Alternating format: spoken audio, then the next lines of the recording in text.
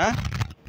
ఇంకా election counting దగ్గర పడే కొలది రోజుకో రకంగా విశ్లేషణ అనేది పిఠాపురంపై చూపిస్తుందని చెప్పుకోవచ్చు. నిన్నటి మొన్నటి వరకు ఒక పార్టీ విజయ డాంకా మోగిస్తుంది అనుకుంటే తాజాగా మరొక పార్టీ విజయ డాంకా మోగిస్తుందని ఇలా రోజుకొక రకంగా చర్చ పిఠాపురంపై సాగుతుంది. ప్రస్తుతం పిఠాపురంలో ఎవరు చూసినా గెలుపు గురంపైనే చర్చ సాగుతుంది. ఎందుకంటే గత చరిత్రలో ఎన్నడూ లేని విధంగా ఈ ప్రాంతంలో ఓటు హక్కు ప్రజలు వినియోగించుకున్నారు. ముఖ్యంగా ఆఫ్ ద రికార్డ్ చెప్పుకున్నట్లయితే దాదాపు వేలాది కోట్లు 1000 కోట్లకు పైగా బెట్టింగ్ పర్వం అనేది ఈ ప్రాంతంలో జరుగుతున్నట్లుగా, అంటే పిఠాపురమే కాకుండా రాష్ట్ర వ్యాప్తంగా దేశవ్యాప్తంగా ఉన్న పలువురు కూడా ఈ వారికి నచ్చిన అభ్యర్థిపై దాదాపు 1000 కోట్లకు పైగా బెట్టింగ్ల వర్షం కురిపిస్తున్నారంటూ కూడా పుకారులు షికారులు చేస్తున్నాయి ఉమ్మడి తూర్పుగోదావరి జిల్లా వ్యాప్తంగా. ముఖ్యంగా పిఠాపురం ప్రాంతం నుంచే కాక ఇతర ప్రాంతాల్లో ఉన్న వారికి కూడా వారికి నచ్చిన నాయకుడు కావచ్చు, నచ్చిన నటుడు కావచ్చు, వారిపై బెట్టింగ్ల వర్షం ఒక పిఠాపురమే కాకుండా రాష్ట్రానికి సంబంధించి ఈ బెట్టింగ్లు వార్ ప్రస్తుతం అయితే చర్చగా మారింది. ఎక్కడ చూసినా పిఠాపురంలో ఏం జరుగుతుంది? దాదాపు ఓటు హక్కు వినియోగించుకుని 3 రోజులు కావస్తుంది. జూన్ 4వ తేదీన కౌంటింగ్కి సర్వం సిద్ధమవుతుంది. ఈ నేపథ్యంలో రోజుకో రకంగా, అంటే ఎలక్షన్ ఏదైతే ప్రజలు వారు ఓటు హక్కు వినియోగించుకున్నారో నాడు నుంచి పూటకో రకంగా ప్రజలు మాట్లాడుకుంటున్న పరిస్థితి నెలకొంది. నిజానికి ఏం జరుగుతుంది అసలు అర్థం కాని పరిస్థితి పిఠాపురంలో నెలకొంది. దీనికి అంతటికీ కారణం ముఖ్యంగా జనసేన అధినేత పవన్ కళ్యాణ్ ఈ ప్రాంతంలో పోటీ చేయడం. ఆ ప్రాంతంలో ఒకవేళ పవన్ కళ్యాణ్ గెలుస్తాడంటే ఖచ్చితంగా ఏదైతే ముద్రగడ పద్మనాభం కాపు ఉద్యమ నేత వారి పేరు ఏదైతే రెడ్డి అని ఎదరు పెట్టుకుంటాను అని అనడం కూడా ఒక చర్చనీయాంశంగా మారింది. ప్రస్తుతం సోషల్ మీడియాలో కూడా ఆయన సిద్ధంగా ఉండాలంటూ జన సైనికులు మాట్లాడడం, ఇలాంటి సంఘటనలన్నీ కూడా రోజుకో రకంగా ఉన్న పరిస్థితే ఉమ్మడి తూర్పుగోదావరి జిల్లాలో నెలకొంది. ప్రస్తుతం ఏం జరుగుతుంది అసలు పిఠాపురంలో? పిఠాపురం వరించేది ఎవరు? పిఠాపురం గెలుపు గుర్రం ఎవరిది అంటే పూర్తిస్థాయిలో చెప్పలేని పరిస్థితి. నిన్నటి మొన్నటి వరకు పెద్ద ఎత్తులో మెజార్టీలో గెలుస్తారు అన్న నాయకులు కూడా ప్రస్తుతం మెజార్టీ అంత పెద్ద మొత్తంలో వచ్చే అవకాశం లేదు. అయితే గెలుపు ఖాయం, మెజార్టీ ప్రజలకే వదిలేస్తున్నామంటూ కూడా ఆ సంబంధించిన సోదరుడే మీడియా సమావేశంలో చెప్పిన పరిస్థితులు కూడా నెలకొన్నాయి. ఈ నేపథ్యంలో ఈ సంఘటనకు సంబంధించి ఈ నేపథ్యంలో ముఖ్యంగా చూసుకుంటే చిరంజీవి సోదరుడు పవన్ కళ్యాణ్ వ్యవహారమే కాకుండా వంగ గీత విశ్వనాథ్ సంబంధించిన వ్యవహారం కూడా పూర్తి స్థాయిలో వంగ గీతకు సంబంధించి కూడా మంచి మెజారిటీతో గెలుస్తారు అన్న విషయం కూడా పెద్ద ఎత్తున కొనసాగుతున్న పరిస్థితులు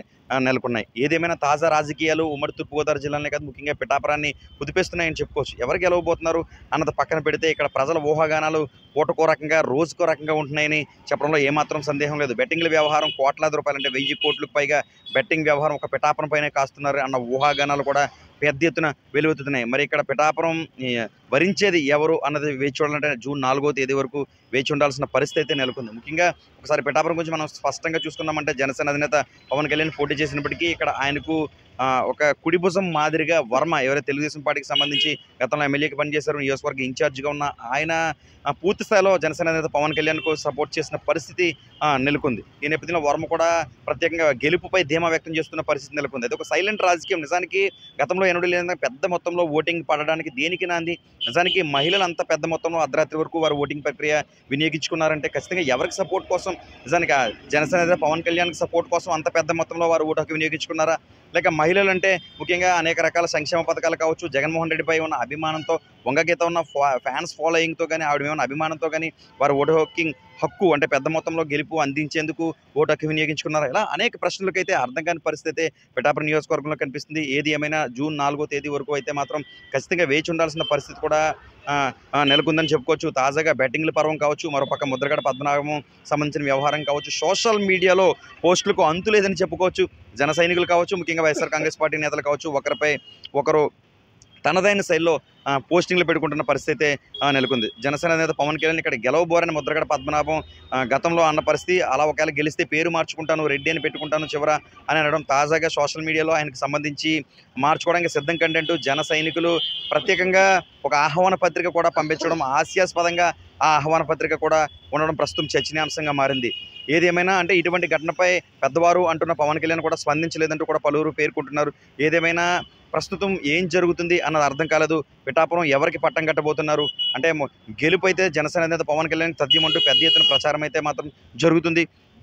ఉమ్మడి తూర్పుగోదావరి జిల్లాలే కాదు తెలుగు రాష్ట్రాల్లో చర్చ ఆ విధంగా జరుగుతుంది. అయితే సైలెంట్ ఓటింగ్ మాత్రం ఖచ్చితంగా వైఎస్ఆర్ కాంగ్రెస్ పార్టీకే పడింది.